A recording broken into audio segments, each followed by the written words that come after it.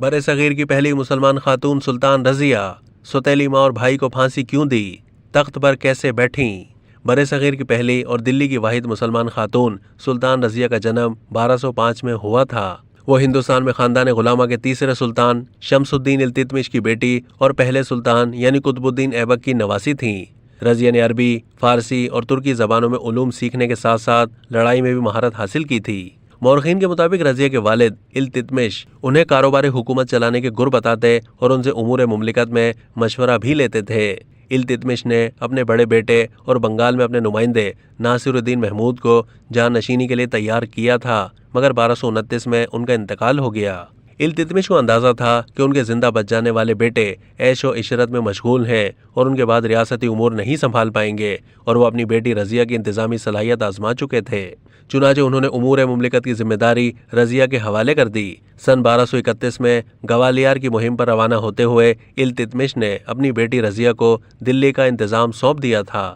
مورخین کا کہنا ہے کہ رضیہ نے یہ ذمہ داری اتنی اچھی طرح نبھائی کہ دلی واپس آنے پر التتمش نے انہیں اپنا جانشین نامزد کرنے کا فیصلہ کیا، لیکن امرا نے اس فیصلے پر سوال اٹھایا کہ التتمش کے وارث ان کے بیٹے ہیں، تو التتمش نے انہیں جواب دیا کہ رضیہ ان کے بیٹوں سے زیادہ قابل ہے، مگر وہ 40 معتبر شخصیات اس کمیٹی کے رکن تھے جس کی تائید بادشاہت کے منصب پر فائز ہونے کے لیے ضروری تھی، اور وہ التتمش کے بعد رضیہ کی حکمرانی پر متفق نہیں ہوئے۔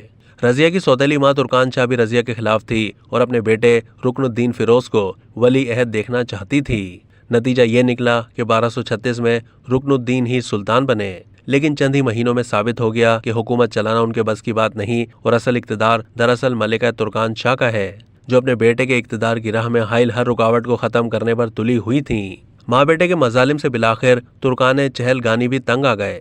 مورخین لکھتے ہیں کہ ماں اور بیٹے کا التتمش کے بیٹے قطب الدین کو اندھا کرنا اور پھانسی دینا کئی امرا کی بغاوت کا باعث بنا۔ رکن الدین نے باغی وزیر نظام الملک جنیدی کے بیٹوں سمیت کئی اہم افسران کو قتل کروا دیا، جنہوں نے رضیہ کو وارث قرار دینے کا فرمان جاری کیا تھا۔ ملکہ ترکان ایک ترک کنیز تھیں اور انہوں نے یہ موقع ان تمام لوگوں کے خلاف انتقام لینے کے لیے استعمال کیا جنہوں نے ماضی میں ان کی توہین کی تھی۔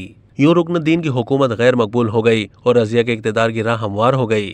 جب رکن الدین نے باغیوں سے لڑنے کے لیے کوہرام کی طرف کوچ کیا تو ملکہ ترکان شاہ نے دلی میں رضیہ کو مارنے کا منصوبہ بھی بنایا تھا، مگر جمعے کے اجتماع میں مظلومیت کی علامت یعنی سرخ لباس میں رضیہ کی تقریر کے بعد ایک ہجوم نے شاہی محل پر حملہ کر دیا اور ترکان شاہ کو حراست میں لے لیا۔ ترکان اور 7 مہینے سے کم عرصے تک حکمران رہنے والے ان کے بیٹے رکن الدین کو ایک ہی روز پھانسی دے دی گئی۔ رضیہ نے تخت دلی پر بیٹھ کر لوگوں سے کہا کہ اگر وہ ان کی توقعات پر پورا نہ اتری تو انہیں معزول کر دیں۔